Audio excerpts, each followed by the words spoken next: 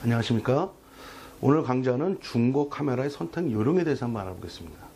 우리가 이제 중고 렌즈 카메라 사는데요. 중고 렌즈는 또 제가 한 강의를 한 거 읽어보시면 될 거고요. 자, 이제 카메라 부분인데요. 카메라는 뭐 이제 기계식 카메라, 디지털 카메라 여러 종류들이 많죠. 요즘은 아무래도 디지털 카메라 쪽으로 많이 쏠리는 거고요. 자, 그런데 뭐 디지털 카메라다, 뭐 기계식 카메라다, 아니면 또 아날로그 카메라다 그래갖고 특별히 다르게 뭐 선택을 하거나 이런 건 아니에요. 살 때는 거의 대동소이하다는 거죠. 봐야 될 부분들이요.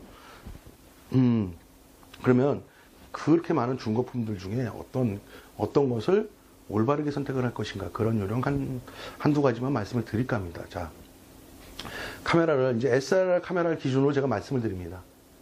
그냥 일반 콤팩트 카메라들은 뭐 중고 거래가 얼마나 있는지 모르겠지만 그런 것들은 뭐 외관 말고는 안을 들여다볼 수가 없어요. 그렇기 때문에 그냥 뭐 각 부분에서 잘 작동이 되느냐 그 정도만 파악하시면 되는데, SLR 카메라들은 좀 더 들여다볼 수가 있죠. 자, 맨 처음에 렌즈와 마찬가지예요. 처음에 카메라를 보면은 바디를 전체적으로 확인을 해 본다는 얘기죠. 과연 얼마만큼 썼는가. 근데 이거 뭐 굉장히 많이 쓴 것 같은데 거치 깨끗한 카메라들도 있어요. 그런 것들은 한 번쯤 의심해 보고 가야 된다는 얘기죠. 거기에 뭐가 있냐면 후기하고 맥기라는 부분이 있습니다. 요거는 2부에서 한번 알아볼 거예요. 요 얘기가 좀 길어지거든요. 후기와 맥기가 뭔지, 왜 그렇게 해야 되는지, 또는 그렇게 하는 게 좋은 건지 나쁜 건지, 요걸로 한번 알아볼 거고요. 여기서는 일단 그렇지 않은 카메라를 그렇지 않다고 가정하에 한번 얘기를 해보자 이거죠. 자, 맨 먼저 외형을 봅니다. 큰 상처가, 잔스크라치나 손때 묻은 건 통과, 렌즈랑 마찬가지라는 얘기죠. 어떻게 중고인데 그런 게 없을 수가 있습니까? 아무리 깨끗이 써도 그런 거는 존재할 수밖에 없다라는 얘기입니다. 큰 어디에 맞은 적이 있는가 없는가, 그런 부분들은, 큰 상처가 있나 없나, 그런 부분들은 한번 유심히 체크해 보시면 되고요. 그 다음에 뭐 앞에 바디캡을 열고 렌즈 밀러 있잖아요. 미러죠. 밀러가 아니라, 밀러는 이거 술 밀러 맥주고, 미러가 정확히 45도의 위치에 있나 안 있나. 근데 그거는 우리 육안으로 못 보죠. 계측 장비가 있어야 되죠. 그걸 일일이 수리실에 갖고 갈 수는 없죠. 그래서 그 부분은 통과. 미러가 그냥 틀어졌나 안 틀어졌나 육안으로 한번 보시면 되고요. 미러를요, 살짝 한번 들어보시기 바랍니다. 그러면 그 밑에 동그랗게 이런 SLR 카메라들은 미러가 뭐 메이커마다 조금씩 틀린데, 미러가 딱 할 때, 때릴 때 잡아주는 게 있어야지 더 이상 안 내려가잖아요. 그런 조그만 나사라든가 단추들이 있을 거예요. 그 부분들이 얼마만큼 썼는지를, 아마 그 카메라가 얼마만큼 썼는지를 판별을 해드릴 겁니다. 물론 지금 디카는 뭐 몇 장을 찍었다 나오지만, 예전 기계식 아날로그 카메라들은 그런 부분들로 판단을 했거든요. 그런 부분들, 이런 부분들만 잘 보셔도 아마 카메라 자체가 크게 뭐, 이게 많이 쓴 거는 거기에 어떻게 되냐면 조금 광이 나요. 이렇게 좀, 이렇게 칠을 해놓은 부분들이 반짝반짝거리게 되죠. 조금이요. 덜 쓴 거는요, 거의 티가 안 나죠. 그게 어떤 큰 충격을 받는 부분들은 아니기 때문에. 그 다음에 SR 카메라에서 보통 D카도 마찬가지고, 기계식 카메라, 아날로그 카메라도 마찬가지고, 어떻게 본다? 셔터 스피드를 한 번씩 쭉 체크를 해보시는 거예요.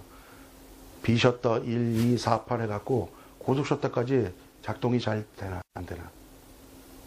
그 다음에, 스트로보가 있다, 스피드 라이트가 있다, 또는 프레시가 있다. 그걸 꽂아갖고, 그 동조 속도에서 잘 터지나, 안 터지나. 잘 동조가 되나, 안 되나. 그런 부분들이에요. 그 다음에 또 하나 중요한 부분들은 마운트 앞에 있잖아요. 쇠 마운트. 그게 이제 수평으로 잘 맞춰져 있는 계측 장비가 없으면 못 봅니다. 그랬을 때 많이 쓰거나 렌즈를 빈번하게 교환한 카메라는 거기에 이렇게 좀 덜 깨끗하겠죠. 근데 그것도 사실 깨끗하게 만들 수 있는 방법이 있어요. 근데 이제 이런 부분들은 이제 과외적인 거, 너무나 이제 의심을 하고 들어가는 거고, 그런 부분들을 해보고요. 그 다음에 렌즈를 꽂아갖고, 그러니까 여러분들도 항상 내 기준에 표준이 되는 렌즈가 하나 있어야 된다는 얘기예요.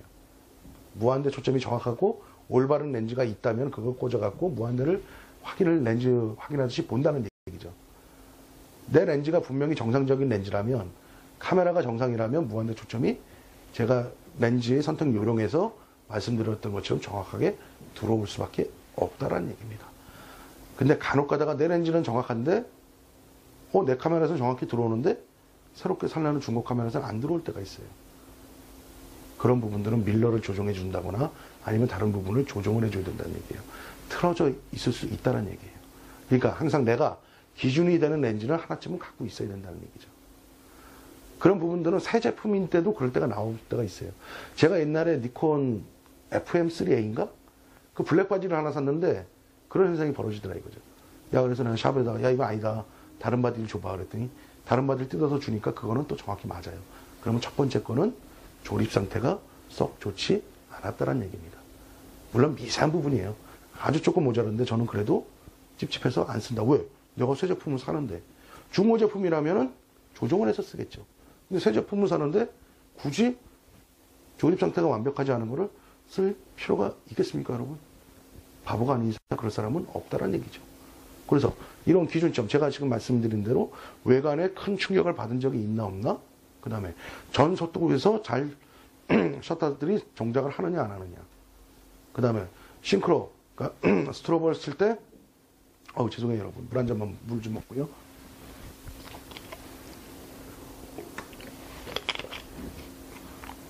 날씨가 건조하니까 목도리 굉장히 건조해지네요. 계속 수업하느라고 계속 얘기들을 많이 하고요. 그러니까요.